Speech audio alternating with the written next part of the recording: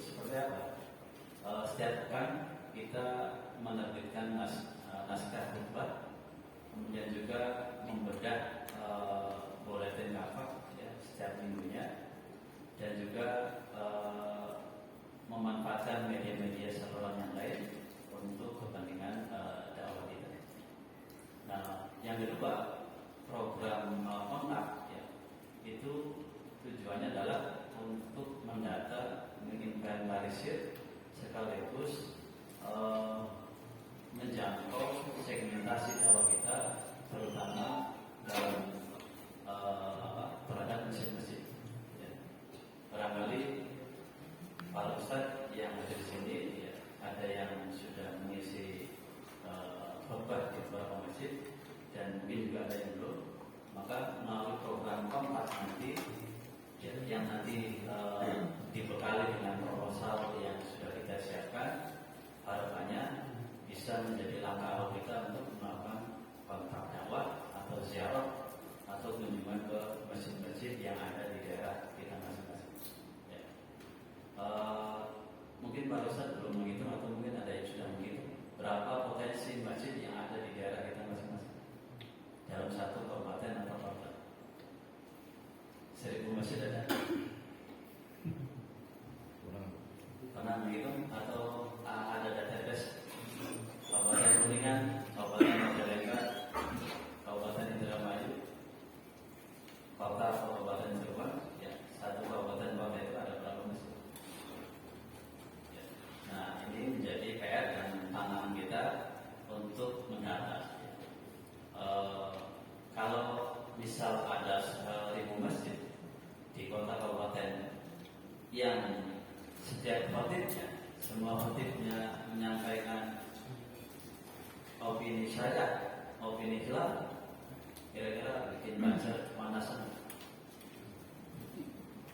Kalau ada 1000 masjid, khotibnya menyuarakan hal yang sama, syariat dan khilaf, kira-kira bikin gempa, pasti. Nah, kita berharap melalui training khotib ini yang memang pesertanya adalah internal kita ingin mengkader sekaligus mempersiapkan para asatidz sekalian untuk bisa lebih mengembangkan lagi potensi yang kita miliki untuk menjadi para dai atau para duat yang bisa mengisi dan menyampaikan kebenaran Islam. Ya. Jadi kita berharap banyak para khotib baik internal kita ataupun para khotib yang dari eksternal. Ya. Jadi nanti kita berharap ada training lanjutan untuk peserta eksternal. Ya. Tujuannya apa? Kita ingin punya agen-agen di masing-masing masjid itu yang menyampaikan opini syariat dan khilaf. Ya. Walaupun mereka belum bergabung dengan kita, belum melapor dengan syariat, ya, ketika materi dakwanya adalah menduplikasi dari buletin kafah, ya, maka semua khotib itu menyampaikan materi yang sama, ya, seluruh Indonesia. Ya. Jadi para khotib yang ada di sini, ya, itu mudah-mudahan bisa diseragamkan dari sisi materinya untuk mengambil atau menduplikasi dari naskah khutbah Jumat yang biasa dikirim setiap pekannya. Ya. Yang berikutnya, ya, tadi yang kedua adalah program kontak, ya. Yang ketiga adalah program rekrutmen. Ya. Nah, untuk rekrutmen itu, ya, semua potensi yang ada di sekitar masjid itu kita target untuk bisa dilakukan rekrutmennya. Ya. Baik takmirnya, ya, pengurus masjidnya, jamaahnya, para pemudanya, remajanya, dan orang-orang yang setiap hari hadir di dalam masjid itu. Ya. Nanti ada training untuk para pemuda itu, ada namanya SPM, Seruan Pemuda Masjid. Ya. Kalau di masjid itu belum hidup, belum berkembang kegiatan remaja masjidnya, kita mengajukan program untuk para pemudanya. Ya. Jadi ini menjadi tantangan bagi kita, ya, ketika ada beberapa masjid yang remajanya, pemudanya belum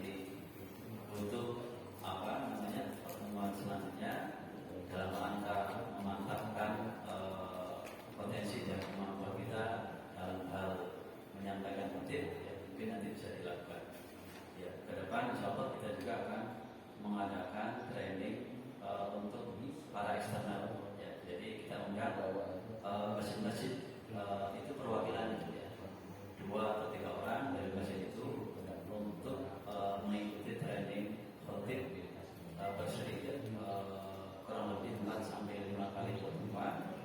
Ya, nanti ada follow up selanjutnya. Jadi para asatidz yang di sini yaitu gambarannya kenapa kita mengadakan training khutbah Jumat ya.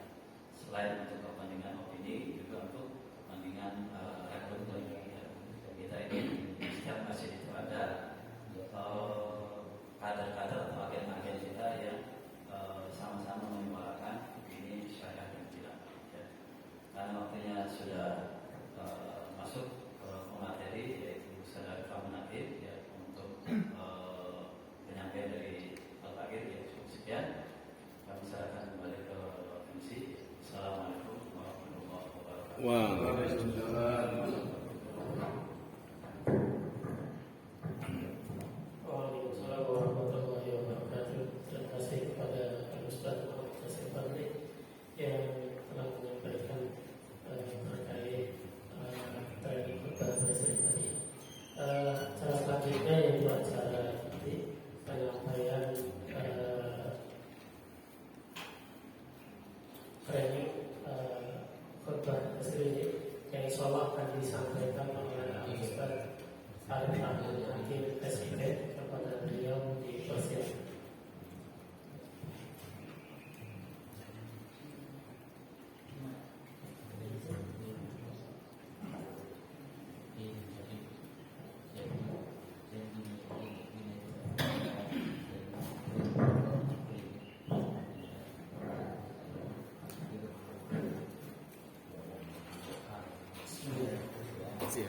Assalamualaikum warahmatullahi wabarakatuh. Waalaikumsalam. Alhamdulillahirabbil alamin. Wassalatu wassalamu ala sayyidina Muhammadin wa ala alihi wa sahbihi ajma'in. Asyhadu an la ilaha illallah wahdahu la syarika lah wa asyhadu anna Muhammadan abduhu wa rasuluh. Allah Ta'ala fi kitabihil karim. A'udzu billahi minasyaitonir rajim. Bismillahirrahmanirrahim. Wa man ahsanu qawlan mimman da'a ila Allah wa 'amila shalihan wa qala innani minal muslimin. Yang saya hormati pengasuh Pondok Pesantren Abah Rahman Senau Kiai Fahmi, dan juga yang saya hormati para pengurus DMDI Cirebon dan para toga, para sakit atau para calon khotib. Semua sudah jadi khotib atau belum? Ada yang belum? Masya Allah ya, nanti habis ini langsung jadi khotib. Amin. Jadwal belum? Amin. Saya tidak ada sertifikat ya. Kalau sudah ada sertifikat tidak tahu nanti laku tidak itu nanti disampaikan ke DKM ya. Ya, nasional apalagi ya, nasional. Alhamdulillah, bersyukur kita panjatkan kepada Allah Subhanahu wa taala. Pada pagi menjelang siang hari ini kita kembali bisa bertatap muka dalam forum yang berbeda. Saat ini kita berada di pesantren Abdurrahman bin Auf dalam rangka sama-sama mengikuti training khutbah Jumat. Sementara katanya training khutbah Jumat. Nanti setelah ini training khutbah nikah. Ya, karena harus ada training juga. Dan saya diamanai untuk menyampaikan berkaitan dengan yaitu materi tentang training khutbah Jumat ini. Ya. Namun sebelum menjelaskan, ya, perlu disampaikan kalau tadi Ustaz Fahmi menyampaikan bagaimana sejarah beliau sampai menjadi khotib penceramah yang notabene hidup di lingkungan pesantren. Kalau saya menyampaikan bahwa sejarah saya untuk menjadi khotib termasuk ceramah ya, itu di lingkungan syariah. Ya. Kalau tidak di syariah mungkin saya tidak seperti ini. Ya. Jadi dari awal sampai sekarang ya, itu memang tidak lepas dari bimbingan para muslim, ya. Bimbingan para asatid yang ada di syarikat. Kenapa? Karena kita ingin dari kita ya, ataupun para pelajar kita itu dia bisa melejitkan potensi dirinya. Ada yang memiliki potensi difasilitasi oleh syarikat. Apalagi ini adalah bagian penting dalam dakwah yang tadi disampaikan oleh Ustaz Yasin. Bagaimana kalau sekian ribu khutbah menyuarakan opini yang sama, kaitannya dengan opini yang diusung oleh kita, itu akan menggemparkan. Maka dari sejak awal saya menyampaikan khutbah itu di tahun 1996, berapa tahun sekarang? 30 tahun, 20 tahun, ya hampir. Ya. Sampai sekarang itu dia lari dari menyampaikan khutbah di Fakultas Psikologi, ya, Ustaz baru dihafal dekat pertanian, ya. Itu pun salah, ya, salah. Dan alhamdulillah, ya, kesalahan itu karena memang dibimbing oleh muslim. Muslimnya yang tampil membela. Saat itu ini banyak gak ada nasihat takwa katanya. Tidak tahu, muslim tidak tahu. Apakah yang disampaikan hari itu tidak dalam takwa itu tanpa semua. Jadi akhirnya aman saya. Saat itu saya tidak bisa berkata-kata apa-apa, tapi muslim saya bertanggung jawab itu. Dan itulah ya, seorang muslim harus seperti itu. Ya. Nah jadi kita ya, yang memang saat ini sedang belajar untuk menjadi dai, menjadi khatib, di mana kita tidak bisa secara langsung ya, melakukan itu, maka dibimbing oleh syarikat. Nah, ini peran syarikat ya, untuk bagaimana antum semua ini bisa menjadi corong-corong dakwah. Dan pasti fasilitasnya agak sulit, ya, kecuali memang badan. Kalau langsung tampil kan orang DKM juga sanksi ini pengalaman tidak ada, gitu ya. Terus ini sanksi ini DKM nggak mau ngambil resiko itu, ya. Paling kita membadani dulu, ya, membadani dulu. Kecuali kita punya masjid sendiri, ya, masjid sendiri atau di antaranya kita adalah pengurus. Kalau pengurus itu insya Allah lama-kelamaan dia tampil jadi khatib. Tapi aku harus jadi pengurus masjid itu minimal ya. Ketua DKM nanti didaulat untuk jadi khotib. Tapi kalau kita pengurus tidak, ya, jamaah meskipun jarang-jarang ini jadi khotib, ya susah. Ya, paling kita ngebadarin teman kita, ngebadarin Ustaz Fahmi misalnya bisa. Ya, nah kelamaan nanti akan lancar. Ya. Dan sampai sekarang alhamdulillah, ya, biar kalian untuk semua percaya kayak saya sampaikan nanti dalam training kita ini. Karena biasanya kan kalau training itu kurikulum sistem pemateri biasanya di depan, ya. Supaya apa coba? Supaya nanti dikatakan itu saya, training ini luar negeri. Nah, panitia tidak meminta kepada saya ya, kurikulum beda. Tapi saya alhamdulillah sampai saat ini saya tidak ada satu Jumat pun yang kosong. Ya. Berarti semua Jumat saya diminta untuk jadi khutbah. Itu kan bentuk kepercayaan. Ya. Kenapa? Kalau tidak percaya, kalau tidak khutbahnya tidak asik lah, gitu ya. Mungkin DKM juga akan mereka. Dan bukan artinya ada saja masjid yang sampai sekarang juga mereka. Saya ingat di masjid Raja Wali, saya dapat jadwal khutbah. Tapi saat itu saya harus dapat amanah dari MH menyampaikan khutbah tentang khilafah. Dan itu nggak boleh kita mereka yang sama macam dibaca. Berkaitan dengan 3 Maret misalnya. Itu dulu tahun 2000-an. Wow.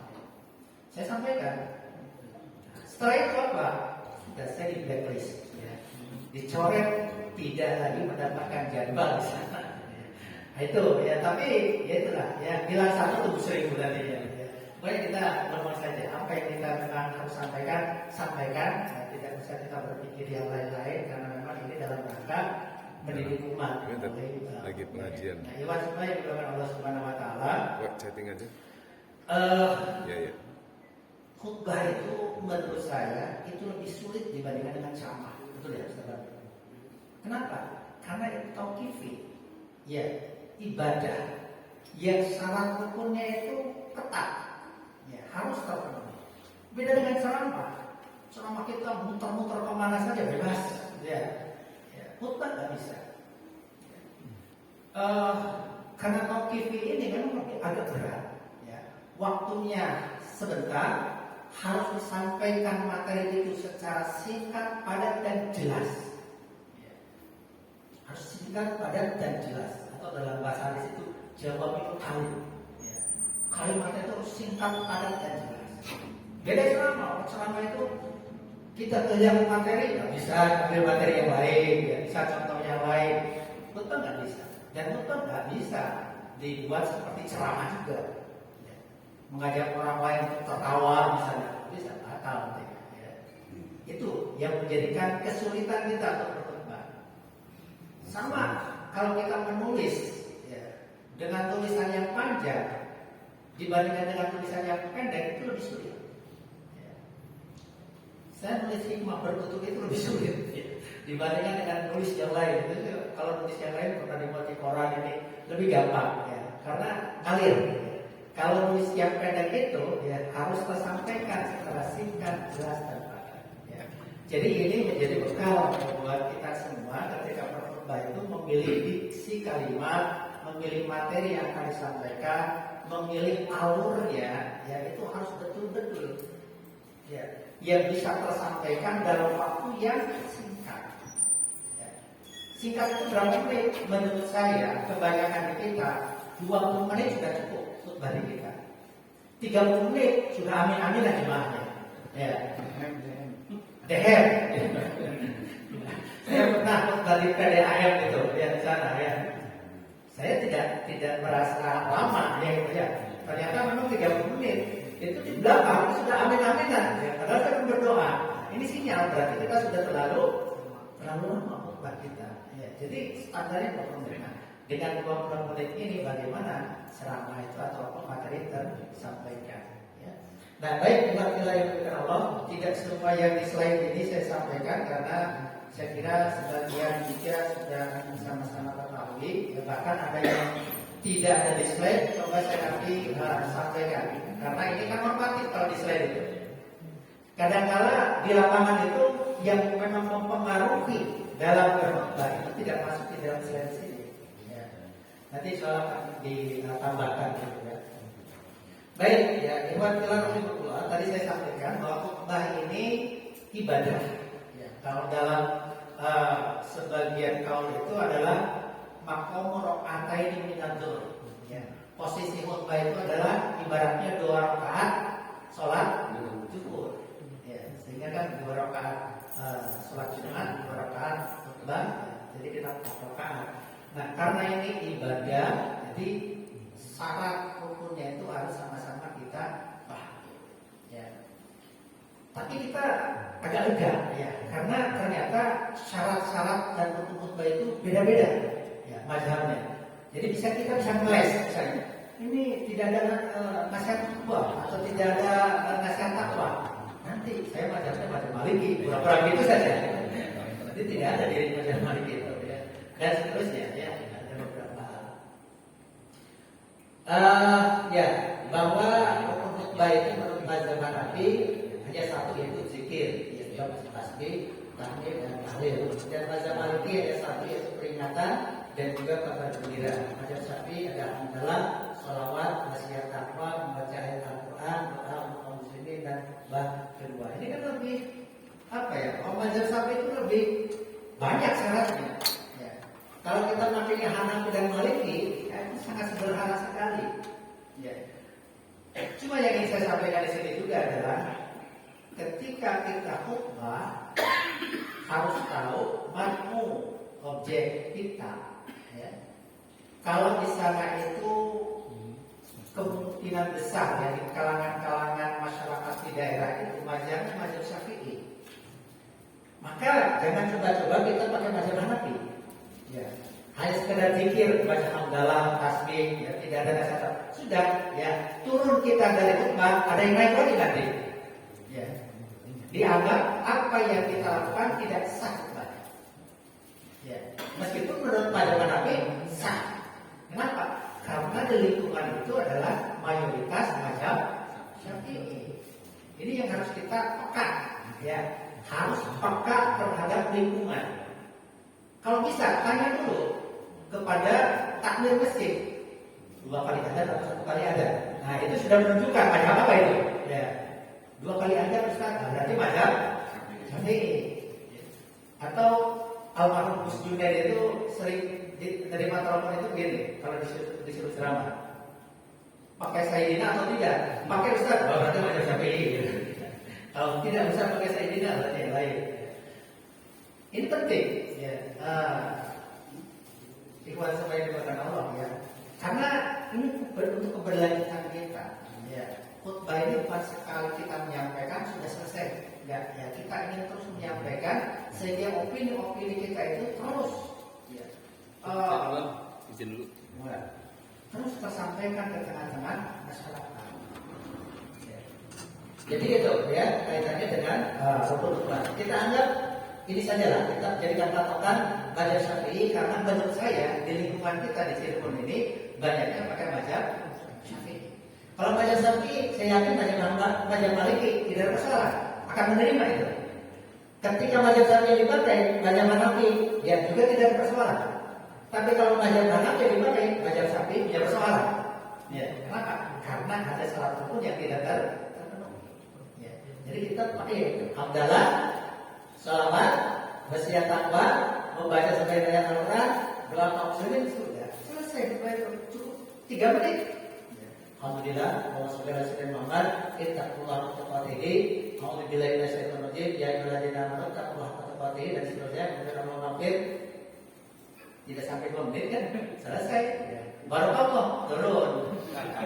Sah. Nah, ya. Makanya teman saya di Jakarta itu pernah dia waktu itu baca Arab, setelah itu kapitalisme no, kapitalisme no, khilafah yes, baru sudah selesai. Dia tidak tahu benar atau tidak, tapi dia menyampaikan seperti itu. Ya. Baik, lanjut. Ya. Masih tadi? Enggak bawa.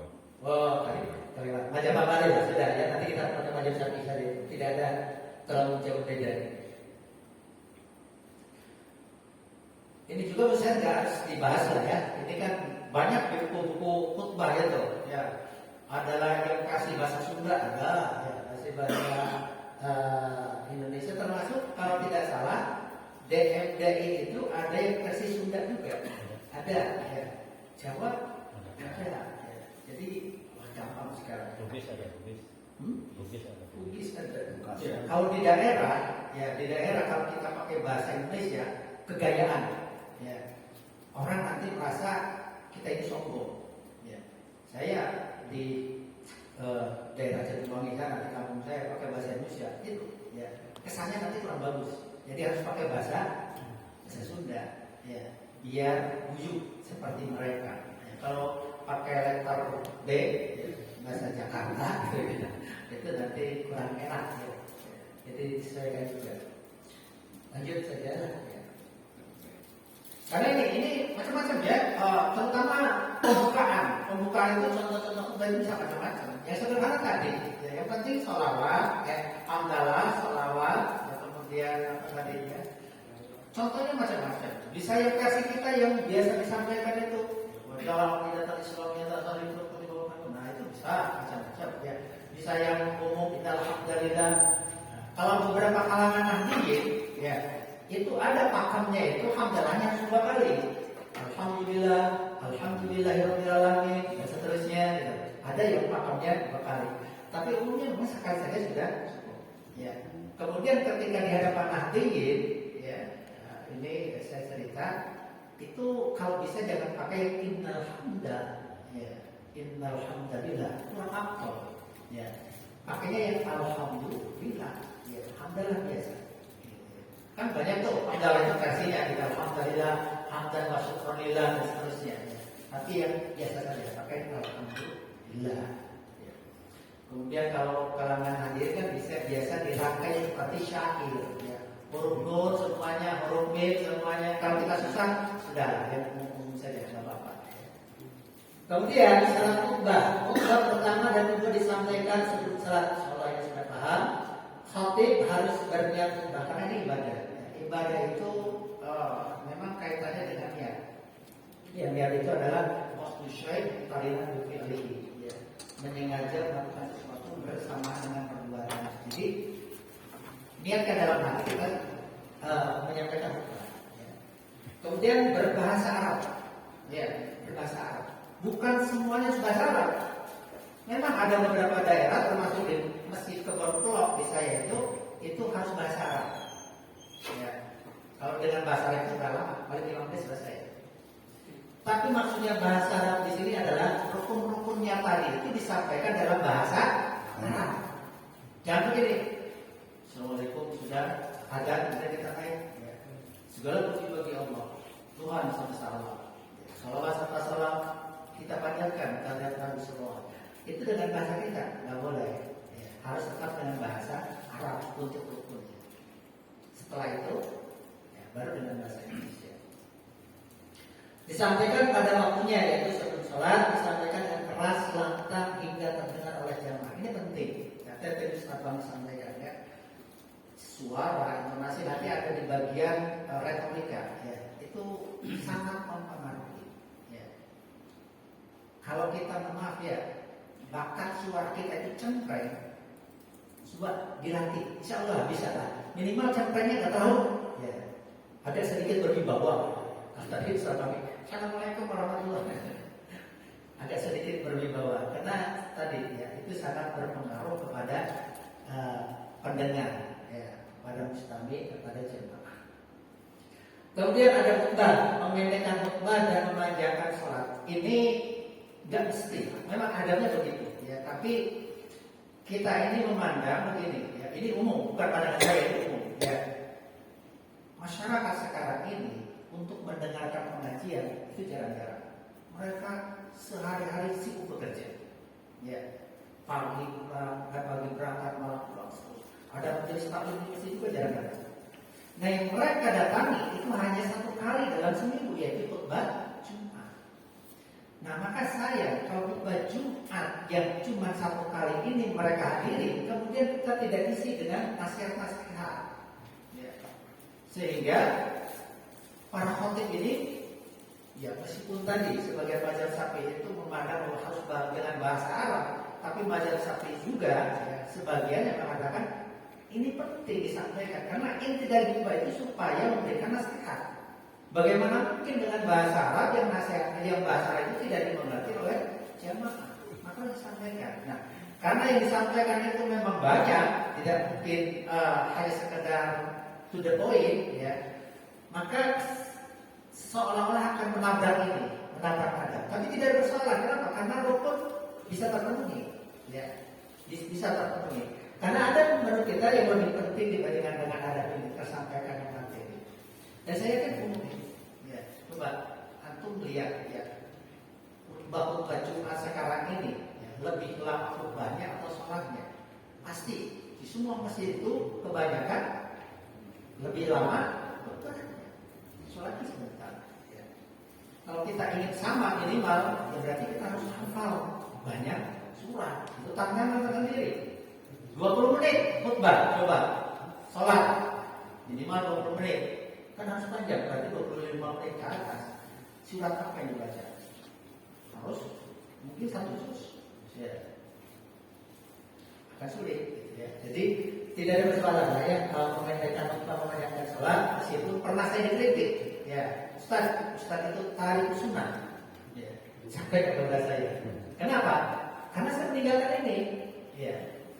Terlalu cepat untuk sholatnya, khutbahnya lama, gitu, ya. Tapi itu hanya komentar satu orang saja. Yang penting DKM masih tetap undang saya, nanti kepake kan. Ya. Kalau jamaah, kalau misalnya memuaskan semua jamaah, kita tidak bisa. Ya, pasti jamaah ada banyak pendapat. Kemudian menggunakan gaya retorika atau khitobah, bukan gaya mengajar, presentasi, berpisah, atau bersair. Tadi sudah disampaikan oleh Ustaz Fahmi. Ya. Dengan ceramah saja kita beda. Apalagi polanya pola mengajar. Ya, beda. Termasuk retorikanya juga antara mengajar dengan khutbah berbeda. Berpisah untuk menyampaikan kisah boleh saja, tapi modelnya bukan model seperti berpisah. Nanti ada intonasi, ya kapan kita agak tinggi, kapan kemudian kita lembut, ya itu nanti kita bermain di intonasi.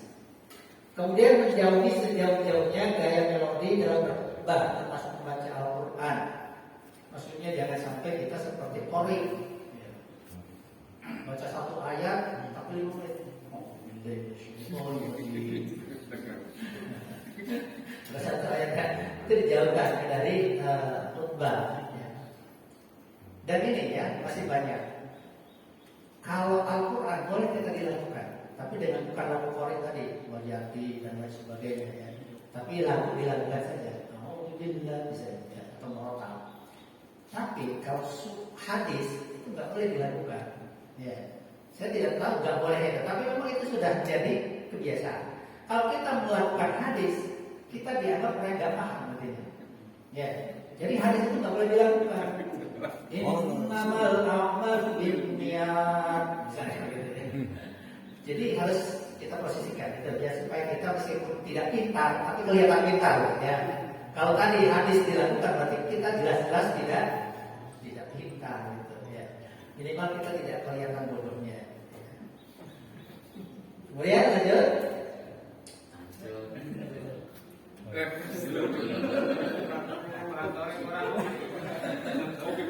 Ya, naik ke mimbar dan beri salam. Ya, naik ke mimbar beri salam.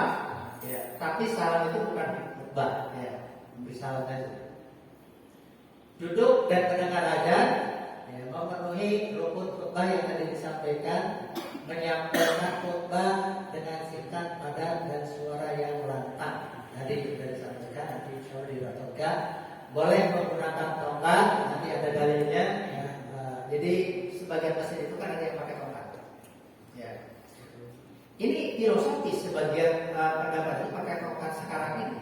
Kenapa? Kalau dulu pakai tongkat itu kan dalam rangka mempersiapkan diri, katanya. Ya, khutbah itu kadang-kala siap-siap untuk perang zaman dulu.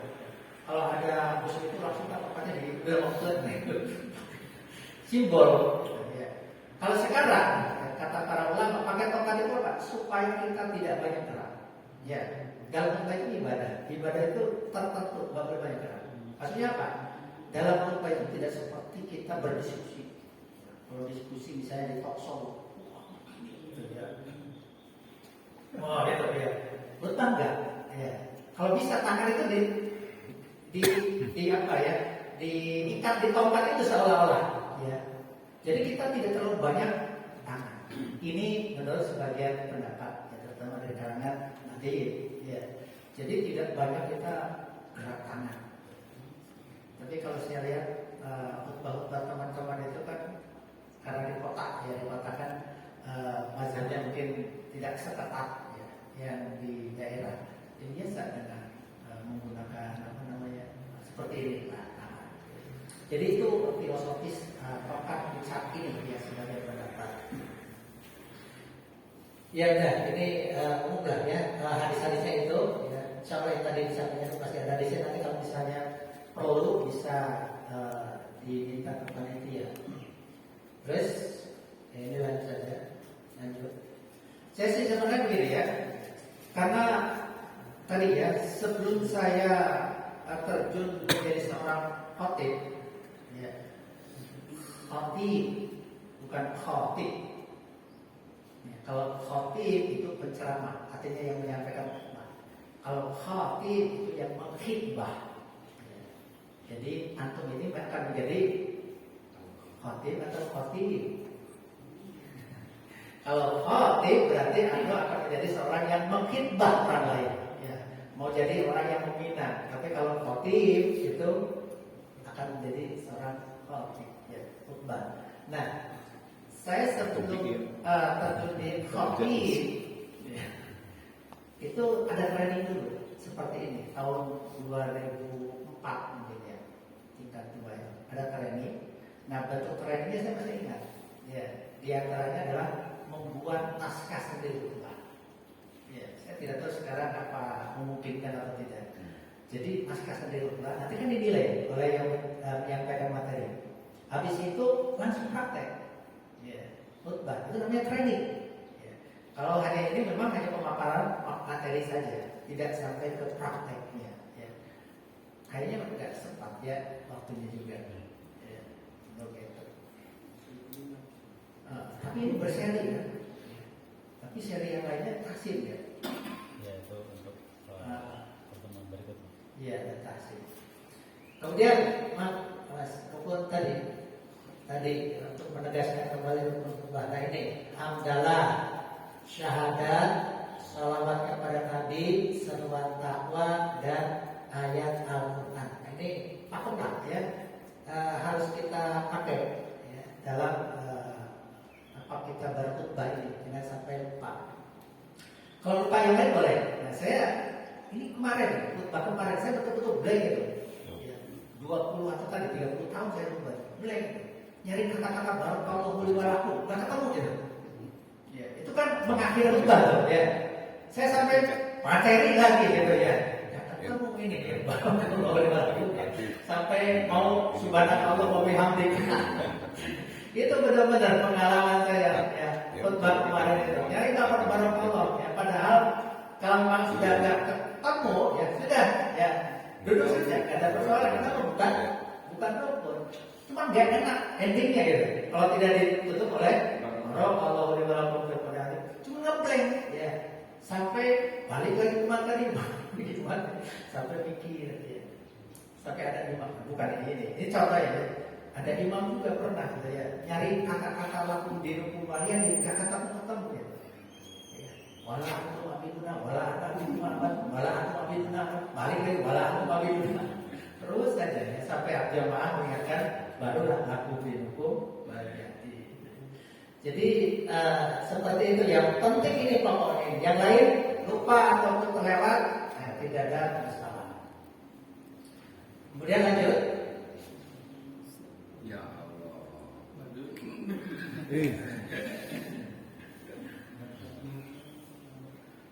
Nah, istighfar. Ini ya istighfar mengandung why, mengapa. Kemudian what, apa, how, bagaimana. Oh itulah ya. Tidak perlu lima satu hak. Ya. Cukup ini saja.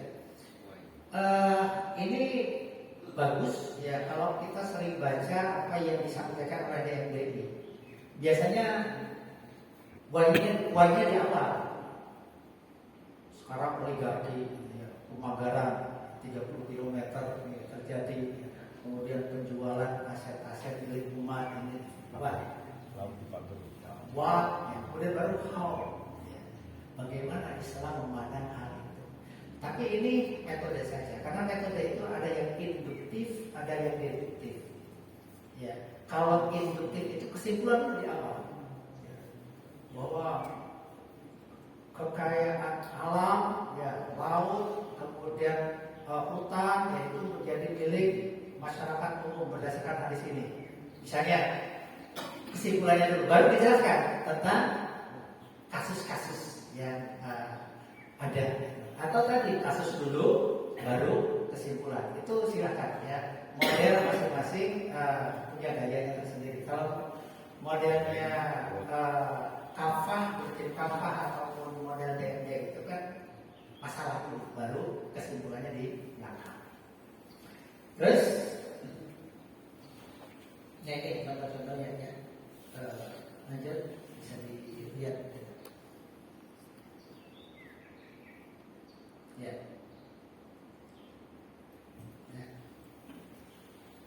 Salah. Ya, jadi itu ya. Nah, contoh-contohnya sama banyak lah di DMD. DMD itu saya seperti Ustaz Fahmi ya, mengambil tapi tidak tertolak, ya, apalagi membaca. Ya. Kalau membaca itu menurut saya soulnya itu kurang, ya. Penjiwaannya itu kurang. Ya. Kapan kita bergebu-gebu, kapan kita berintonasi, kapan ininya, kalau hanya dengan membaca itu kurang. Meskipun membaca bisa saja kita tarik ulur gitu ya intonasinya. Maka saya lebih enak tanpa membaca kalau khutbah itu, ya. Sehingga bisa tadi ya merekayasa kapan agak naik ya intonasinya, kapan menurun lagi ya. Karena itu nanti penting untuk kenyamanan jamaah ketika mendengar itu dibandingkan mendengarkan saja. Ya. Baik, itu tentang teori sebenarnya ya. Karena ada dua materi ini ya. Setelah ini retorika. Baik, tentang materi dulu langsung saya jawab aja ya sebelum retorika. Ya, mohon dipersilakan barangkali ada pertanyaan terkait dengan teori ya, teori, konsep ataupun syarat hukum di dalam khutbah. Yang disampaikan itu ada berbahasa Arab. Itu gimana? Iya, jadi yang kali di sini, ya bahasa Arab dalam arti yang rukunnya, ya rukunnya itu harus ya kodimanya itu dari kalam, kemudian syahadat, kemudian sholawat, kemudian baca Quran, nasihat takwa, itu dengan bahasa Arab. Bukan kolot berarti ya? Tidak, ya. Tadi ada memang sebagian nakdiyin itu pakemnya kuat, ya bahwa harus dengan bahasa Arab. Kenapa? Karena khutbah itu tauqifi, ibadah. Ibadah itu nggak boleh kita menambah atau mengurangi. Dan Nabi nggak pernah tidak dengan bahasa Arab. Bahasa Arab terus Nabi itu. Kan ibadah, ya. Harus mencontoh Nabi. Kalau tidak, ibadah tidak mencontoh Nabi, bid'atun dhalalatun finnar. Ya. Terus ada lagi? Enggak. Orang sedang berpelan turunkan kasusnya demikian kan? Ya. Karena pernah Dengan hal yang royal bicara itu misalnya bagaimana kasih pesan saya mempunyai itu langsung dikat kita ganti materinya. Iya. Ya itu. Kalau kita ganti turun Nah, akhirnya turun nggak? turun. Oh iya. Iya, jadi hal yang sama pernah dilakukan oleh sahabat kita terhadap materi. Kalau tadi kan yang jadi pematerinya sahabat Pak Bakri. Kalau ini ya yang jadi pengoreksinya sahabat itu di Masjid Kampus. Ya, ketika si khotib itu menyampaikan tentang liberalisme. Ya, liberal sampai teman kita itu langsung ya khotib ittaqillah gitu.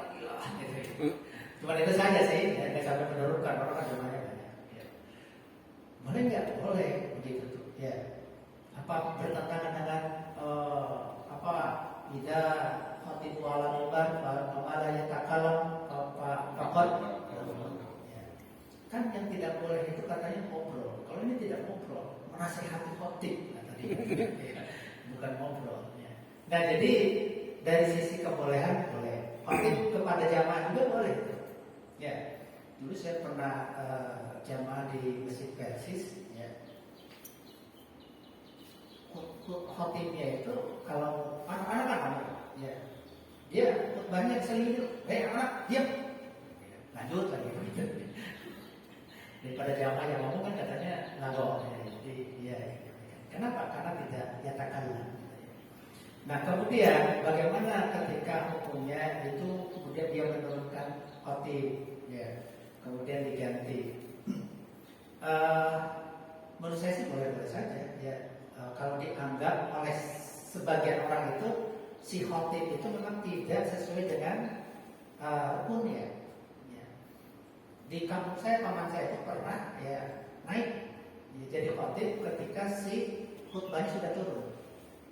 Ya, kenapa? Karena dianggap tidak memenuhi rukun.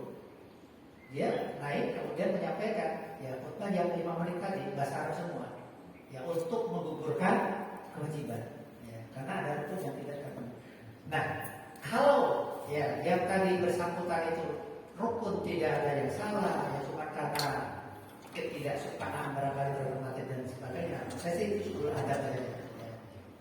Adanya yang bagus itu Pak Bakri ya.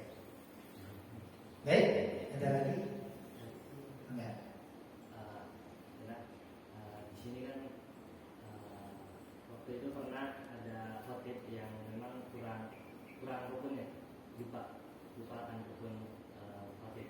Nah, terus nggak ada yang ingetin tuh, karena memang dia tadi adab yang karena memang dia tokoh juga, jadi ngingetin gak enak di sela-sela waktu dia khutbah gitu.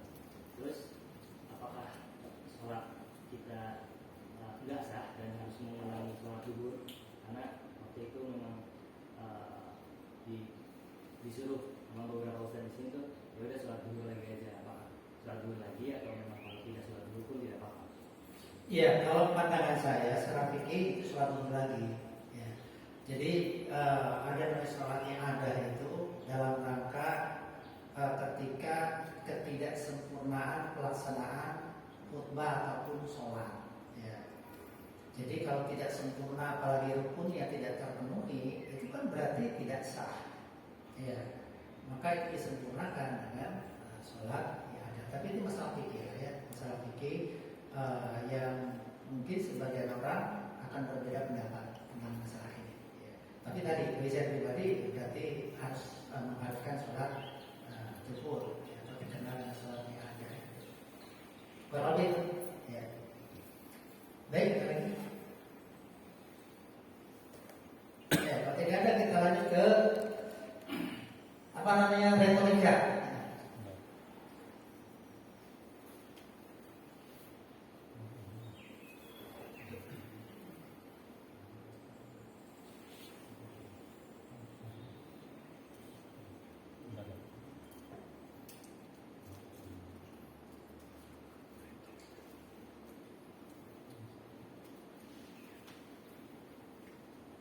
Baik, ya sambil menunggu saya akan menyampaikan ya.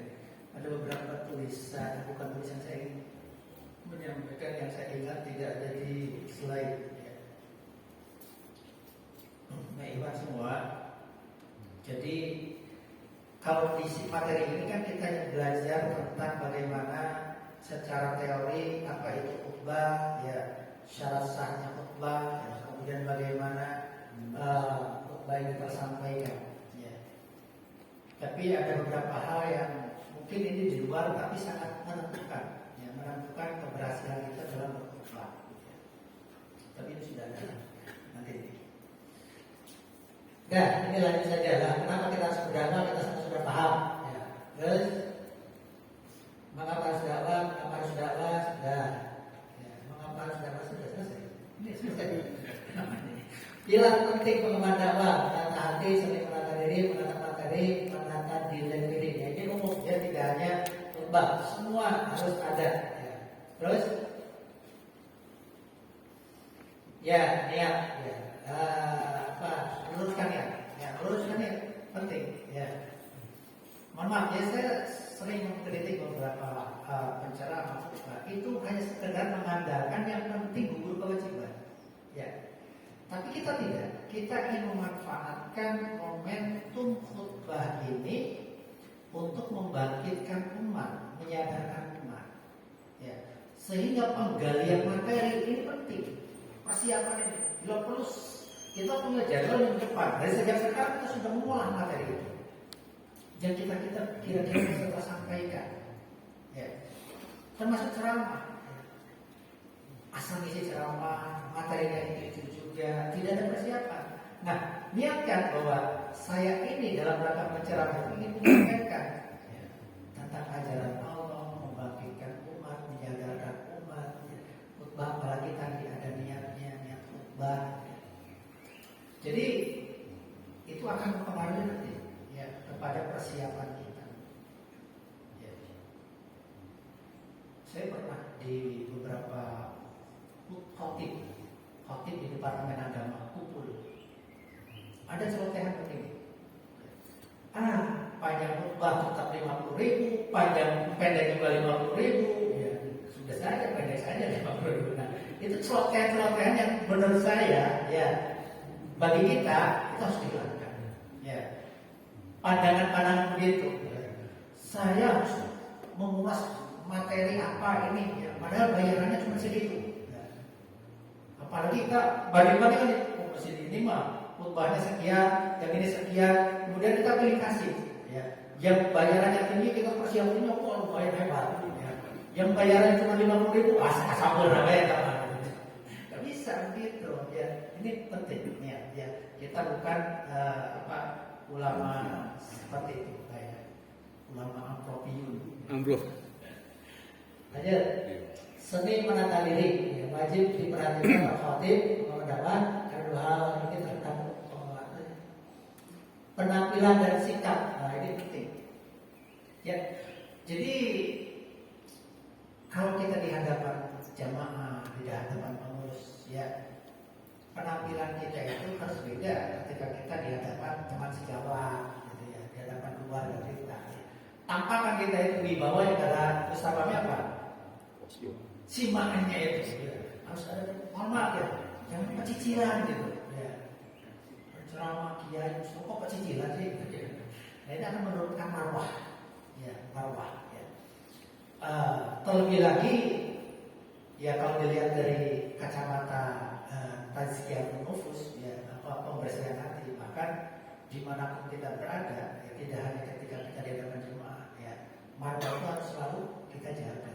Bahkan ketika kita sendirian pun, ya, marwah kita itu harus kita jaga. Itu pentingnya. Ya. Kalau kita sudah bisa menjaga marwah kita di hadapan Allah ketika sendirian, maka di hadapan orang lain pun kita akan bisa menjaga. Ya. Tapi minimal itu kalau kita ingin khutbah kita, ceramah kita, ya, maka sikap dan penampilan itu. Ya. Penampilan penting Bapak, Ibu, Bapak semua ya. Jadi ada khutbah di Majalengka itu, ya, karena tidak ada motif yang lain. Hanya dia khutbah pakai celana jeans, kaos polo, ya sudah naik. Ya nggak apa-apa, orang sah-sah saja kan begitu ya. Tapi tentu ya itu tidak sesuai dengan bid'ah kita, karakter kita, kebiasaan kita, lingkungan kita.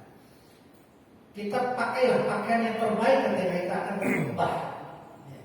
Dan ini kan diinstruksikan oleh Allah. Ya bani Adam, khudhu zinatakum inda kulli masjid. Ya, pakai pakaian yang terbaik. Bahkan ada pakaian khusus untuk khutbah. Ya. Kenapa? Gamis. Jelas. Kenapa? Ini seruan dari Allah. Bahkan dalam tafsir ayat tentang Sabbihi isma rabbikal a'la, karena kita banyak menyebut nama-nama Allah, asma-asma Allah, maka asma Allah itu harus di tempat yang suci, ya, di tempat dengan pakaian yang suci, ya, dan juga dibanggakan, ya, seperti itu. Ini penampilan, ya. Maka sahabat-sahabat kita kan seperti saya, ya, ilmunya cetek, ya, tapi kan penampilan seperti sekali berbudaya, ya. Padahal itu cetek nggak apa-apa. Tidak ada masalah. Kenapa? Karena itu sifatnya umum, ya, umum. Maksudnya tidak dalam rangka berbohong, mengelabui. Ya, kenapa? Kita ingin memenuhi panggilan Allah, ya bani Adam, khudhu zinatakum inda kulli masjid. Inilah pakaian terbaik yang saya miliki ketika masuk masjid. Ya. Jangan pakaian hadiah obat nyamuk. Ya, pakai. Lanjut. Baju partai. Materi, ya, tadi mohon dipersiapkan, ya. Seorang Sayyid Muhammad Ramadan Al-Buti, ulama terkenal, ya, itu tidak mau dia ketika harus menyampaikan pada saat dia tidak persiapan, padahal dia ulama besar. Tidak mau dia. Saat itu dia hadir di sebuah majelis dan pembicaranya tidak ada. Kemudian didaulatlah beliau, ya, untuk menjadi pembicara. Dia tidak mau. Ya, kenapa? Tidak persiapan. Kalau ada sesuatu yang dia sampaikan tanpa persiapan, itu bisa keliru nantinya. Jadi nggak mau. Ya. kita dalam rangka menyapa pagri ini dihadiri banyak orang, ya, resmi lagi. Ya. Maka persiapan itu harus penting. Ya, persiapan, kontrak materinya. Ya. Kalau perlu, kalau di MTMT itu kan meskipun tidak lengkap dan telak, ada ini ya kisi-kisinya kalau nggak salah ya, ada kisi-kisinya. Kita kisi-kisi ya sebagai persiapan kita. Ya. Nah itu penting, termasuk kalau persiapan, motoran maksudnya. Ya, tata talar, materi di dalam Islam talar. Lanjut. Bentar mas, ada tadi lagi.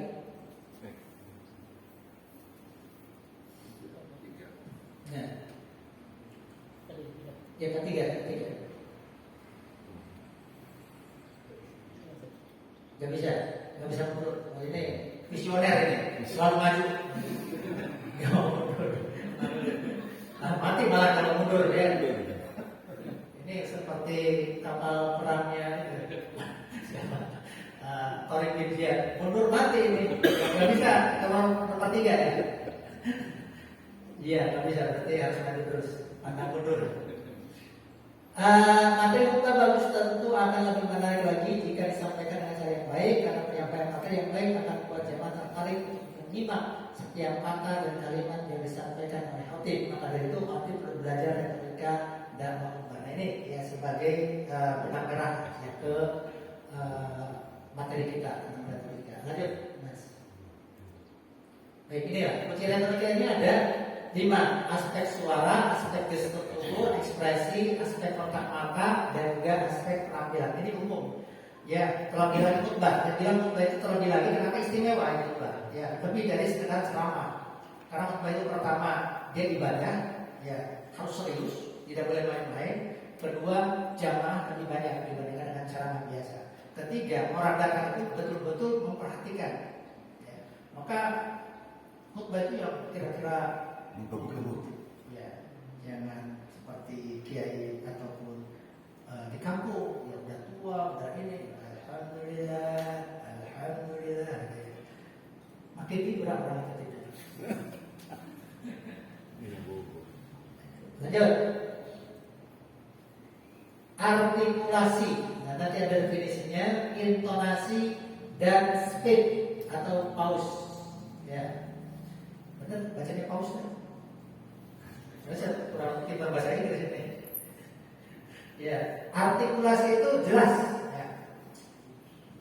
Kata-katanya itu jelas. Ya. Dari misalnya gitu ya, maka harus jelas.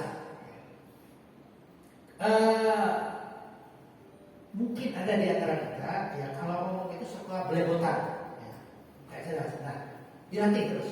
Ya, dilatih ya supaya ketika menyampaikan itu artikulasinya jelas, terdengar secara jelas ya. Dan ini mungkin semuanya juga sangat berpengaruh dengan sound yang ada di masjid.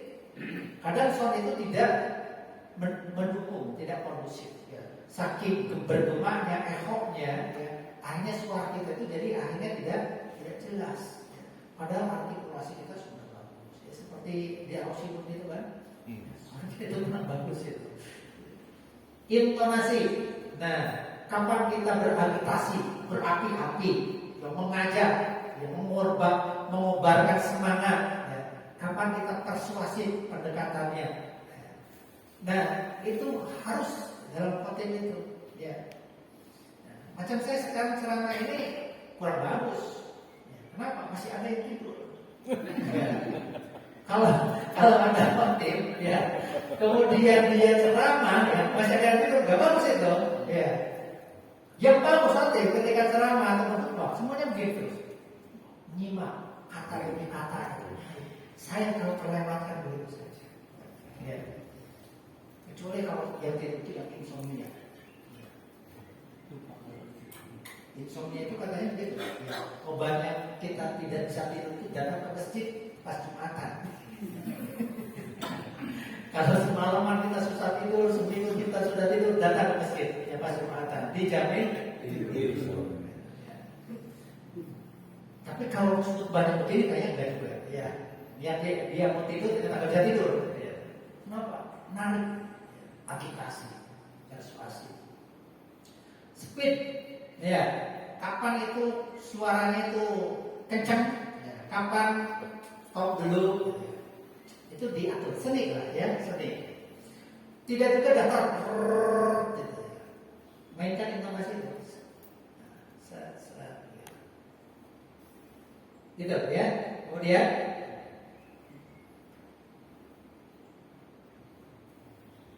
nah ini ya, mungkin tadi sudah ya keterangannya.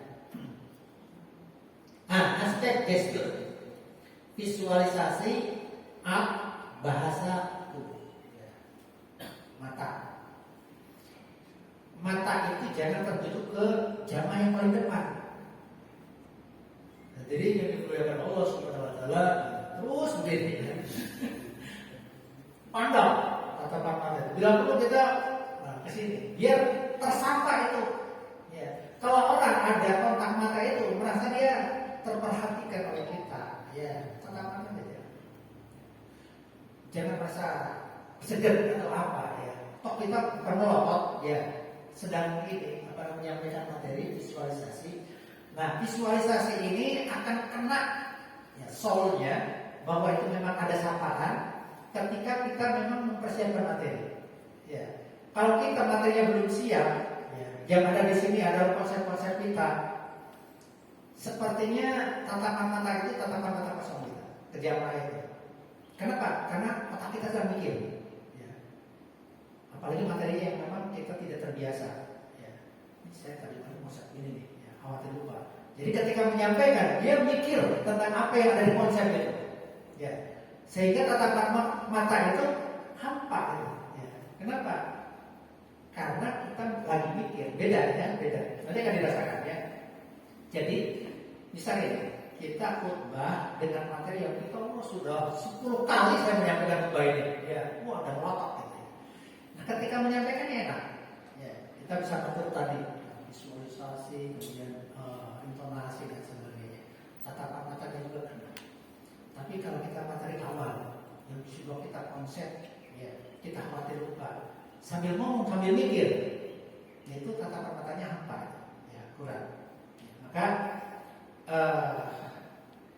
materi yang harus kita kuasai, ya, harus kita kuasai. Kalau tidak dikuasai, ya bayang aja. Ya. Memang harus begitu. Awal-awal kan nanti babak keduanya pasti lebih mantap lagi, babak ketiganya pasti lebih mantap lagi.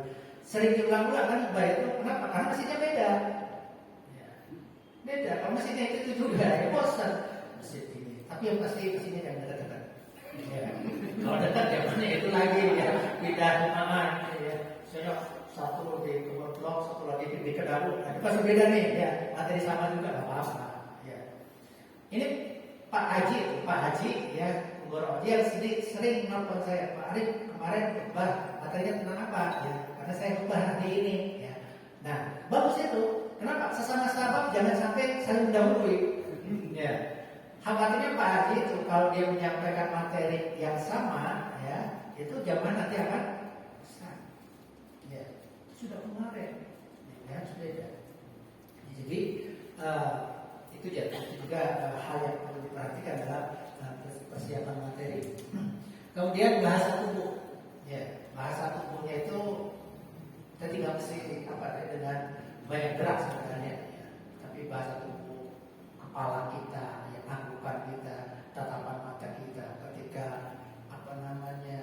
sedang agitasi, bagaimana mimik muka kita, ya, sedang menyampaikan tausiah ataupun nasihat, bagaimana mimik muka kita juga itu nanti akan terasa. Ya, terus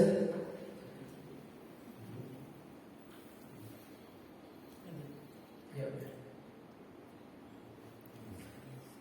performance tadi yang terakhir itu tidak kaku, maksudnya pakai baju yang kira-kira kita merasa nyaman, merasa nyaman. Karena kalau baju kita tidak merasa nyaman itu mengganggu ini otak kita. Ya. Pakai sorban, ya. Sorbannya jatuh terus. Ya. Ini lagi, baru 1 menit jatuh lagi, ini terus. Ya. Nah itu berarti kita tidak nyaman, terganggu. Ya. Hal yang demikian. harus diperhatikan. Ekspresi atau penjiwaan merupakan faktor penting dalam khotbah ceramah. Penjiwaan terhadap materi menunjukkan bahwa khatib sangat menguasai dan memahami materi yang disampaikan. Itu, ya. Tapi walau bagaimanapun tetap khatib itu ketika dia menguasai materi harus ada satu materi yang dia awali terlebih dahulu. Ya. Pasti ya. Sebelum 10 kali dia menyampaikan materi sampai yang ke-10 itu sudah sangat hafal bopal gitu ya, sangat hebat. Pasti ada materi pertama yang dia harus trial and error. Itu aja ya. Nah, trial and error ini kalau bisa di masjid sekolah gitu ya, yang jamaah anak-anak. Iya, ya, kalau salah juga kan kita banyak maklumnya ya. Tapi kalau di hadapan para ulama, mubalik, ya, jamaah dan pejabat, nah ini dipertaruhkan kredibilitas kita. Ya. Kalau kita materinya sudah kita betul-betul mantap ya, menyampaikannya. Apalagi tadi kalau ada kesalahan dalam materi, ya di hadapan kita banyak ulama, banyak khatib, ya banyak kalangan orang yang pandai, ya itu nanti khawatir jadi masalah. Terus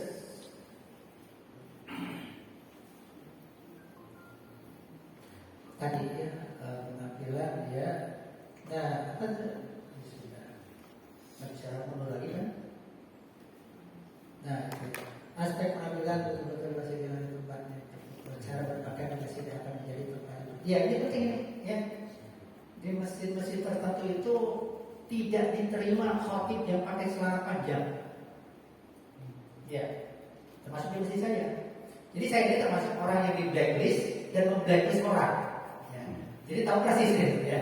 Ketika saya memblacklist orang juga, saya bukan selera saya, selera jamaah, gitu ya. Jadi ada beberapa teman yang di blacklist, ya, karena apa namanya permintaan dari jamaah, dari pengurus, gitu ya. Termasuk urusan penampilan. Ya. Sampai Ustaz tolong disampaikan ke nanti yang akan menggantikan ya, pakai sarung, gitu ya. Jadi saya sampaikan pakai sarung. Tapi di masjid perkantoran seperti probasi ya bebas-bebas saja. Pakai sarung panjang nggak apa-apa. Ya, di masjid perkantoran itu. Pergi pakai udang-udang mantap itu kalau di masjid-masjid kampung gitu ya. Pakai udang-udang, pakai sorban, ya, pakai penampilan itu ya. Ya. Nah yang penting itu ya diperhatikan tidak menyerang orang. Ya, tidak menyerang orang. Jadi yang kita bahas itu materi, ya, apalagi yang termasuk nanti undang-undang ITE. Menurut saya yang sudah dimuat di MDMD itu sudah aman, ya, sudah aman. Meskipun ada sedikit bagi sebagian orang itu ada sedikit riskan, ya. Tapi itu sudah diperhitungkan sedemikian rupa dan tidak ini, ya. Karena ada tim khatib yang termasuk di tempat saya itu di blacklist karena jarangnya orang, gitu ya. Jarang orang itu memang tidak boleh. Gitu ya. Jadi dianggapnya apa? Ibadah ini diprovokasi. Personal maksudnya? Ya personal, orang yang diserang. Ya. Misalnya Jokowi, Jokowi itu nggak jelas tuh. Ya, bapaknya itu siapa? Misalnya, ya, jangan-jangan dia itu PKI atau apa, ya. Enaknya kita jalannya kebijakan, dan itu memang kornya kita di sana, kebijakan yang menzolimi, yang terserah, ya, bukan personal. Terus, ya tadi itu lebih kepada individu kalau seperti ini. Dan maaf ya, pastikan ya. Kalau perlu kita punya data yang disampaikan, karena terkesannya fitnah atau apa, ya. Misalnya kita mengkritik kebijakan, ya. Jangan-jangan kebijakan itu hoax yang kita dapat dari berita-berita di internet, itu kan banyak. Tanggal 29 dan 30 Februari pertalite gratis. Oh, kita sampaikan tuh, buku di Tukajuma. Pemerintah sekarang sedang baik hati kepada kita semua. Ya. Tanggal 29 dan 30 ya, Februari akan digratiskan. Oh, kalau 29 mah tidak ada. Makanya saya kan lagi baca tuh ya di media ya, ternyata itu Februari sampai tanggal 28. Makanya maksud saya gitu ya, jangan kita menyampaikan sesuatu yang belum jelas ya, kemudian kita harus pas. Kalau 29 Ya. 30, 31 Februari juga. Nah itu juga nah ini hukumnya kaidahnya hukum untuk melindungi dan maksimalkan dakwah. Jika ada yang berkenan dapat dikesampingkan karena dakwah dilakukan berdasarkan dalil syariat. Tapi insya Allah yang kita sampaikan itu dari secara hukum itu aman. Sampai sekarang penyampaian tentang materi khilafah itu tidak ada sesuatu yang masuk kategori dalil hukum. Ya, tidak ada. Ya, dalil hukum terkait dengan masalah khilafah bebas. Terus masalah ya selesai. Kita ini deh. Nah saya ingin menyampaikan. Ada sedikit pertanyaan. Boleh. Seandainya khotib di atas kita yang suka membadali sakit jatuh atau dia nggak sanggup, apa kita langsung ganti terus posisinya dari awal atau gimana? Dari awal saja. Dari awal saja. Disampaikan khutbah dari awal. Karena dia akan langsung turun atau sakit lah dengan alasan apa itu nggak tahu, yang jelas dia nggak bisa, jadi di awal lagi begitu. Iya. Atau tidak sampai 5 menit. Anggap saja masalah. Iya. Ya, dari sejak hamdalah sampai isyarat rukunnya. Ya rukunnya aja. Ya. Rukunnya. Ini juga nanti Ustaz Yasir itu ada pelatihan tahsin ya. Itu memang sangat penting itu buat khotib. Ya, karena biasanya di kita itu khotib plus jadi imam. Ya. Apalagi khotib ketika membaca ayat, ya kita rajung ayatnya itu, ya sudah itu ya, alamat kita tidak akan diundang lagi. Ya. Jadi penting kita untuk belajar Al-Quran yang baik. Ya. Saya ada satu masjid ceritanya ya, satu masjid. Kemudian Ustaz sampai kepada saya ya ke rumah maka minta beberapa orang untuk menjadi khotib di tempat itu. Saya takut teman-teman ya, teman-teman ya. Tapi ya maaf ya ternyata dari pihak BKM yang menyampaikan ini bacaan Qurannya berantakan, coret ya, nggak dipakai. Yang ini nggak jelas suaranya ya, coret ya. Jadi walhasil dari 8 atau 7 itu tersisa cuma 3. Nah ini buat pelajaran ya, bahwa ternyata kita butuh gitu ya, kesiapan untuk itu. Tidak sekedar semangat, tapi kesiapan kita dari sisi keilmuan kita, dari sisi tadi penguasaan retorika, karena ilmunya tinggi, ya baca Qurannya benar, tapi ketika khutbah itu ngeriam suaranya. Assalamualaikum warahmatullahi wabarakatuh. Nggak kedengeran. Tadi tidak ada semangat untuk itu ya. Tapi harus gitu ya. Sampai akhirnya saya jadi mau sendiri gitu ya. Akhirnya saya tidak diundang lagi juga. Jadi hanya khotib saja. Ya. Ceramah-ceramah yang lainnya sudah tidak lagi. Jadi hanya misi khotib di sana. Baik, buat yang dirundungkan Allah Subhanahu wa taala, hal yang penting yang perlu kita perhatikan dulu dalam khutbah selain yang tadi disampaikan adalah untuk kita yang baru ini pengalaman berdasarkan pengalaman. Pastikan bahwa ketika kita diminta jadi khotib, kita tahu tempatnya, ya, tempat persisnya apa. Karena ada pengalaman, ya, orang menggantikan khotib khutbah, ya, tempatnya nggak tahu, hanya ngeraba-raba tuh. Misalnya di misalnya kerucuk kan luas, tuh, ya. Hanya dia masuk ke tempat itu, ya, masuk dan langsung saja pede karena menggantikan di depan. Ya, sudah begitu pas ada langsung maju. Ya, ternyata khotib aslinya ada di sana. Ya, coba bayangkan makhluknya bagaimana ya, seperti apa dia. saking banyaknya gitu ya. Itu pengalaman betul ya. Yang pasti bukan saya. Ya. Itu ya, jadi pastikan supaya apa? Rentang waktu kita perjalanan juga jangan sampai kepepet. Ya. Jadi 15 menit lah ya.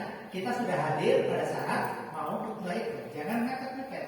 Karena kalau mepet, ya pertama kredibilitas kita, ya akan dipertaruhkan. Yang paling deg-degan kalau khotib menggunakan itu siapa? DKM. Ya. Baik. Dia sudah mengamanahkan kepada kita ini menjadi tindakan ini. Ya, sudah deg-degan itu DKM. Mana dia juga tidak bisa jadi khotib gitu ya. Kasihan mereka. Ya, kasihan. Jadi kita supaya menenangkan mereka dan persiapan kita, ya kita juga nggak hak-hak kan? Ya, teman-teman mau jadi khotib, insya Allah tadi buyar semua yang tadi dipersiapkan itu. Kalau kita baru datang langsung naik, ya. Jadi tenang, sholat, ya, zikir, ya, manfaatkan. Ya. Kalau lebih bagus ya dapat untan itu, yang datangnya paling dulu. Itu ya, kemudian kenali kebiasaan ibadah di tempat tersebut. Ya, ibadah tempat tersebut. Ini di masjid saya itu 2 kali ya, khutbah. Adanya 2 kali. Ya. Kalau misalnya setelah adzan itu kan yang maaf ya sebagian orang itu tidak sholat qobliyah. Ya, karena sholat qobliyah itu tidak ada qobliyah Jumat. Sehingga itu jadi catatan juga akhirnya. Ini nggak sama kita. Nah, itu juga jadi hal yang mesti kita pikirkan. Ya. Tapi kalau yang khutbah 1 kali aman. Ya. Dan kebanyakan kalau di kota itu ya, adanya itu kebanyakan di kota itu 1 kali. Ya. Kecuali ada pinggiran-pinggiran itu 2 kali. Kemudian ini untuk melanggengkan kita, ya karena ini dakwah kita biar langgeng di sana. Habis khutbah itu coba datangi pengurus ngobrol, ya ngobrol apa saja, ya. Secara pribadi, ya ngobrol, kenalan, apa, ya. Nanti biar enak, ya. Membangun kedekatan emosional. Biar nanti dekan itu tidak hanya mengundang kita, ya, dia bisa diundang di acara-acara kita nanti kalau kita sudah kenal. Di acara-acara kita. Kemudian ya tadi ya kalau ada hal yang keliru sikap tenang ya, tidak grogi, tidak langsung geber gitu ya. Misalnya ada seperti yang saya sampaikan itu hilang barakallahu walakum ya. Itu tenang saja, ulang-ulang sempir ya. Ini ketemu juga. Ya. Kalau nggak ketemu juga sudah saja ya. Barakallahu turun. Kemudian pemilihan materi dan juga diksi. Ya. Jadi yang kita hadapi itu jamaah. Ya. Nah jamaah itu kadang-kala levelnya beda-beda. Di kota dengan di perkampungan itu beda-beda. Ya. Mungkin materi akan sama, tapi pemilihan kata-kata itu harus diperhatikan. Di saya termasuk kota sebenarnya, masih kota Cirebon. Ya. Tapi kan kota coret. Tuh, ya, kebun blok itu kota coret. Nah itu suka dikritik kalau menggunakan kata-kata yang terlalu tinggi. Ya, kayak tadi misalnya agitasi, supervisi, abstrak, ngerti? iya yang itu. Ya. Nah itu kita terjemahkan ya, dengan bahasa yang mudah. Jangan gaya-gayaan. Ya. Kalau di kampus mungkin ya boleh ya seperti itu. Kalau di masyarakat umum ya itu pakai bahasa yang dimengerti oleh mereka. Komunikasi aja harus dibantu dengan hubungan. Baik, itu barangkali masih ada Realita. ada tanya jawab.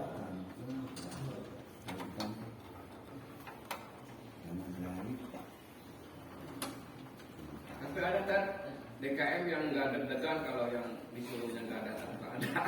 Iya. Iya ada, senang dia ngebadalin. Oh iya. Ada. Ini berharap ya. Saya berharap bukan Amplopnya tidak. amplopnya beda. Sudah siap-siap gitu ya. Udah sakit. Yang disuruh datang nggak datang, Senang ada yang itu. Tapi bukan saya kan. Gue banget ya. Ya bagus lah kalau Pak Ramdan gedekannya juga nggak apa-apa. Kenapa? Kesempatan kalau orang lain itu materinya yang nggak jelas kemana-mana. Kalau Pak Ramdan yang nyampaikan materinya ideologi di sini. Takbir. Ya, saya terlalu Ya, tadi. berhalangan Enggak. sebenarnya bukan karena Salam. cerita pengalaman saya Pak ya. yang Pengalaman penting saya sebelum ngaji juga saya sudah isi gitu. Kebanyakan Pokok ini Pak. Sebelum ngaji mah dengan tema umum gitu Pak ya. Umum agama Islam. Setelah ngaji, setelah paham gitu. Saya tergerak hatinya untuk menyampaikan opini yang seperti ini gitu. Akhirnya dari BMD itu kan ada yang PDF itu Pak, kalau dikirim sama salah satu sahabat teman gitu. Kirim, saya print secara tekstual gitu. Saya baca kan 15 lembar tuh banyak ya, kalau di print itu baca gitu, sekali, 2 kali sama. Nah, ketiga kali itu dapat protes dari warga gitu. Itu 3 lagu di masjid yang sama. Ini sama, karena saya cuma setengah sih Pak. Oh iya. Itu cuma satu masjid itu sebulan sekali. Nah, protes dan protes itu di apa sih itu ke ketua DKM menyampaikan ke saya gitu, bahwa isinya jangan mengkritik kebijakan pemerintah, terus jangan keras langsung ke apa namanya dakwah gitu kan, syariah segala macam gitu. Akhirnya di ultimatum gitu kan itu apa akan menyampaikan materi itu dengan konsekuensi nanti nggak ada tanggung ataukah menyampaikan secara umum tapi tetap ada panggung gitu. Makanya saya memilih yang kedua gitu, jadi menyampaikan materi secara umum aja gitu. Itu gimana maksudnya Pak? Iya, pertama menurut saya tidak harus kayak plak copy paste ya. Materi DMD itu kita sampaikan. Ya. Jadi kita kemas, ya maksudnya itu yang saya sampaikan ya. Karena materi DMD itu kadang-kala bagi masyarakat yang masih awam itu perlu ada penyesuaian ya. Penyesuaian bukan merubah materinya ya, tapi mungkin alurnya ya, kemudian bahasa, kemudian termasuk kesimpulan juga. Yang tadi kesimpulan itu sekarang ya, mereka harus tahu pertama bahwa apa yang dilakukan itu bertentangan dengan syariat Islam. Yang kedua, bahwa syariat Islam itu solusi. Ya, penerapan Islam secara apa itu solusi. Nah, saya dapat informasi bahwa kalau di tengah masyarakat kita masih belum menerima kata-kata khilafah, tabu, yang masih bahkan masih dianggap sebagai kriminal, gitu kata-kata itu, nggak usah dipaksakan menggunakan kata khilafah. Katakan saja bahwa ini dalam rangka menerapkan Islam secara kafah. Jadi kita Islam kafah, ya. Ketika memang khilafah itu tidak bisa digaungkan karena banyak penentangannya gitu, sudah ya kita sampai Islam apa? Kalau Islam apa saya kira mereka nggak bisa ya untuk menolak itu. Ya. ada ayatnya. Itu yang pertama ya. Jadi tidak mesti copy paste. Ya. Saya bukan sering, memang apa namanya yang dikirim itu saya sampaikan, tapi saya suka menambah-nambah kadang-kadang. Tidak semua yang itu saya sampaikan, tapi saya tambah. Kadang-kadang diceritakan tentang kisah-kisah khalifah sebelumnya misalnya ya, yang menambah mereka lebih alurnya lebih paham. Jadi seperti ini kan cocoknya memang di masyarakat kota, ya, perkantoran di ini, ya. Tapi di masyarakat kita yang memang desa ataupun kota coret, ya, itu perlu ada pengemasan. Ya, jadi saya sih tadi tidak mengcopy paste ya, semua apa yang dia itu kemudian disampaikan, apalagi dibaca dengan waktu yang panjang gitu ya. Kemudian kedua mungkin begini, ketiganya baru di ultimatum, 1 dan 2 tidak ya. Mungkin yang satu itu pertama belum bisa tobat, ya kita keduanya enggak juga. Ketiganya baru disampaikan. Dari awal mungkin kita sudah ada respon kurang bagus ketika kita terlalu panjang. Ini bisa jadi begini Mas ya. Sebenarnya ketidaksukaan awal yang terlalu panjang. Ya. Udah begitu bilangan nggak bahas yang usaha politik gitu. Jadi ini satu apa ya? Salah satu paket yang bisa lebih memuatkan gitu, ya. Sebenarnya tidak sukanya itu kepanjangan ini ya. Ini keduanya panjang lagi ya. Panjang lagi. Saya bilang tadi ya, di kita itu masyarakat ya, apalagi di sana banyaknya Nahdlatin atau enggak? Di sana itu komplek perumahan Pak. Oh iya. Itu ada TNI, ada Polri gitu. Ya. Jadi kalau komplek kan istilahnya lebih umum ya. Pas. Cuman yang kadang-kala gitu ya. Saya nih, sekarang Jumat itu jam 12. Ya, lebih. Kalau jam 12 lebih saya tidak berani menyampaikan apa yang panjang. Kenapa? Terutama di perkantoran ataupun di tempat-tempat yang di sana banyak pekerja. Ya, mereka itu waktu istirahatnya sangat sempit. Kalau jam 12 itu, bayangkan jam 12 mereka waktu istirahat dipakai Jumatan, jam 1 harus masuk pagi.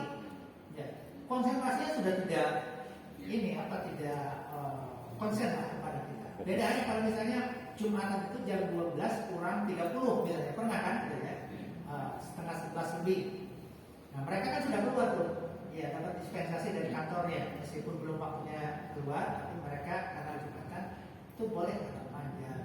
Nah itu mesti kita tahu ini juga apa namanya situasi. Jadi nggak apa-apa mas ya, kita kasih materi umum, nanti kan kalau sudah ini kita mulai belajar selip-selipan ya materi kita. Apalagi itu kan bukan tempat yang kita diundang, itu tempat kita kan, tempat tinggal. Iya, tempat tinggal itu sudah baik-baik dulu lah ya dengan masyarakat di sana ya. Materi umum nggak apa materi umum ya. Toh kita tidak ingin dakwah ini sekali sampaikan sekali kena ya. Kita di sana bertahun-tahun ya, mudah-mudahan jadi ketua DKM bahkan nantinya bisa memanfaatkan masjid buat kepentingan dakwah nanti. Itu menurut saya. Ya. Materi umum kita itu banyak ya. Misalnya ambil di kitab-kitab di Rosatil Fitri Islam ya, ambil di kitab ini materi umum tapi punya pemahaman seperti kita. Ya. Nantinya itu akan mengkerucut kepada sistem materi-materi kita. Baik, ada lagi? Cukup. Iya. Baik, ikhwan yang dimuliakan Allah Subhanahu wa taala, itulah ya. Apa yang saya sampaikan itu ya belum tentu saya bisa praktekkan. Tapi teorinya begitu. Ya, teorinya begitu, pengalamannya begitu ya. Tapi saya selalu mengatakan bahwa saya belum seperti itu. Ya. Belum seperti itu. Itu idealisme saya mau begitu. Pak Haji kan sering ikut ya, kalau khutbah saya kan tidak seperti yang saya sampaikan. Ya. Lebih bagus malah. Begitu. Ya, artinya itulah ya, bahwa kita terus belajar. Ya. Saya yakin ya ini sesuai dengan jam terbang. Ya, semakin kita sering isi, ya, apa yang kita anggap kekurangan itu akan kita perbaiki. Ya. Maka jangan tolak itu tawaran, misalnya disuruh ngebadalin ya, atau jadi khotib. Saya belum siap, kapan siapnya? Ya sudah, Bismillah ya. Bismillah, itu aja. Ya. Kenapa? Semua orang pasti mengawali, ya, mengawali grogi, sedikit salah dan seterusnya. Yang penting rukun, ya, tidak salah. Saja. Ya. Kesana insya Allah. Ya. Pokoknya bekal kita itu jam terbang. Ya, kesiapan kita itu jam terbang. Kalau jam terbangnya sudah banyak, ya insya Allah itu secara alamiah kita akan terus lebih bagus lagi dalam menyampaikan. Tapi tadi jam terbang itu ditentukan oleh alam. Ya. Kira ini banyak yang sudah siap naik panggung. Ya. Terima kasih. Wallahu a'lam. Subhanallah wa bihamdika, asyhadu an la ilaha illa anta, astaghfiruka wa atubu ilaik. Mohon maaf. Assalamualaikum warahmatullahi wabarakatuh. Waalaikumsalam.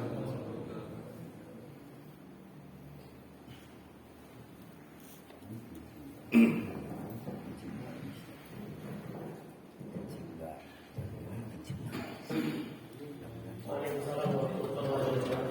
Alhamdulillah, terima kasih kepada Buya yang telah menyampaikan sesi training khutbah bersedia.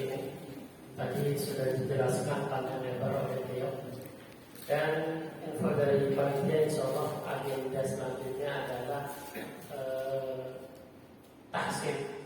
Memang bukan sekarang, insya Allah agenda selanjutnya akan disampaikan tahsin, pembelajaran tahsin. Baik para asatidz yang dirahmati Allah Subhanahu wa taala, acara selanjutnya adalah doa yang akan dipimpin oleh Ustaz Haji Cecep Tarmidi. Pada beliau dipersilakan.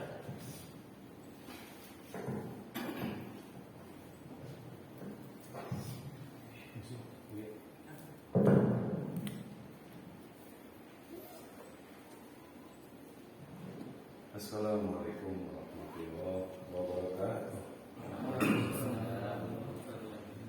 Mari kita menundukkan kepala,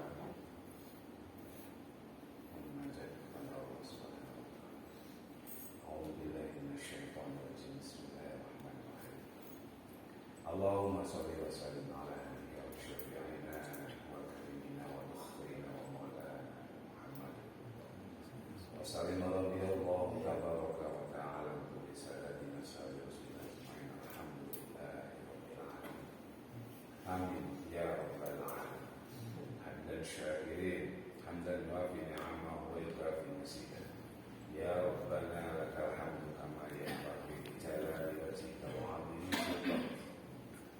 Allahumma sholli ala sayyidina Muhammadin fatihil lima ughliqa wal khatimi ma sabaqa nasil haqqi bil haqqi wal hadi ila siratikal mustaqim wa ala ali haqqa qadrihi wa miqdarihi al-'azim. Ya Allah, perbaikilah pengetahuan dan pengalaman agama kami yang akan menjadi penjaga urusan kami. Perbaikilah dunia kami, tempat kami mencari penghidupan. Baguskanlah kehidupan akhirat kami, tempat kami kembali.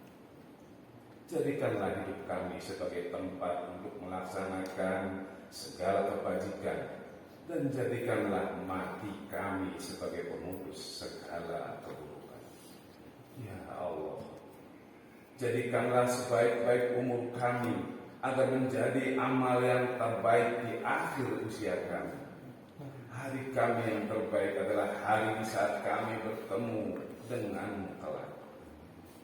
Ya Allah, kami memohon hidup yang nyaman, mati yang tenang, dan tempat kembali akhirat yang tidak memalukan dan menghinakan. Ya Allah, kami meminta permintaan yang terbaik, permohonan terbaik